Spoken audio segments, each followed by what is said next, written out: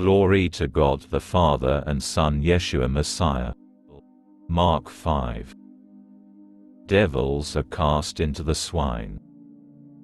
Yeshua and his Talmidim arrived at the other side of the lake, in the Gerasenes territory. As soon as he disembarked, a man with an unclean spirit came out of the burial caves to meet him. He lived in the burial caves, and no one could keep him tied up, not even with a chain. He had often been chained hand and foot, but he would snap the chains and break the irons off his feet, and no one was strong enough to control him. Night and day he wandered among the graves and through the hills, howling and gashing himself with stones. Seeing Yeshua from a distance, he ran and fell on his knees in front of him, and screamed at the top of his voice, "What do you want with me, Yeshua, Son of God Ha'Elyon? I implore you in God's name, don't torture me." For Yeshua had already begun saying to him, "Unclean spirit, come out of this man." Yeshua asked him, "What's your name?" "My name is Legion," he answered, "there are so many of us." And he kept begging Yeshua not to send them out of that region. Now there was a large herd of pigs feeding near the hill. And the unclean spirits begged him, "Send us to the pigs, so we can go into them." Yeshua gave them permission. They came out and entered the pigs, and the herd, numbering around 2,000, rushed down the hillside into the lake and were drowned. The swineherds fled and told it in the town and in the surrounding country, and the people went to see what had happened.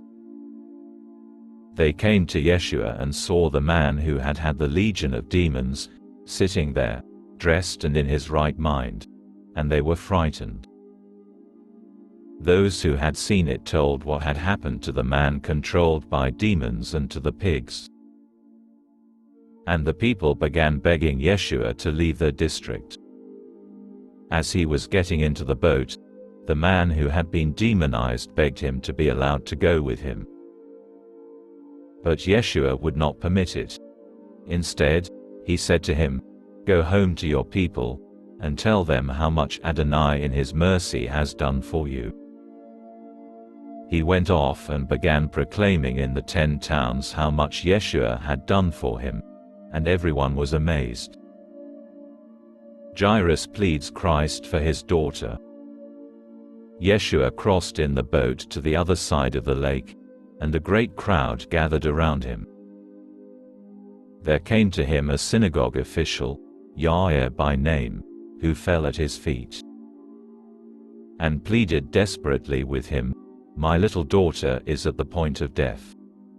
Please, come and lay your hands on her, so that she will get well and live."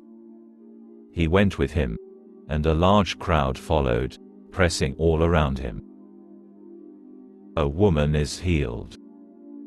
Among them was a woman who had had a hemorrhage for 12 years, and had suffered a great deal under many physicians. She had spent her life savings, yet instead of improving, she had grown worse. She had heard about Yeshua, so she came up behind him in the crowd and touched his robe.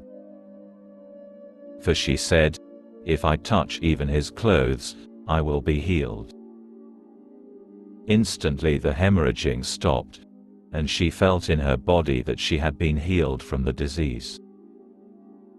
At the same time, Yeshua, aware that power had gone out from him, turned around in the crowd and asked, "Who touched my clothes?" His Talmidim responded, "You see the people pressing in on you, and still you ask, 'Who touched me?'" But he kept looking around to see who had done it. The woman, frightened and trembling, because she knew what had happened to her, came and fell down in front of him and told him the whole truth. "Daughter," he said to her, "your trust has healed you. Go in peace, and be healed of your disease." Jairus' daughter is healed." While he was still speaking, people from the synagogue official's house came, saying, "Your daughter has died. Why bother the rabbi any longer?" Ignoring what they had said, Yeshua told the synagogue official, "Don't be afraid, just keep trusting." He let no one follow him except Kepha, Yaakov and Yochanan, Yaakov's brother. When they came to the synagogue official's house, he found a great commotion, with people weeping and wailing loudly. On entering, he said to them, "Why all this commotion and weeping? The child isn't dead, she's just asleep." And they jeered at him.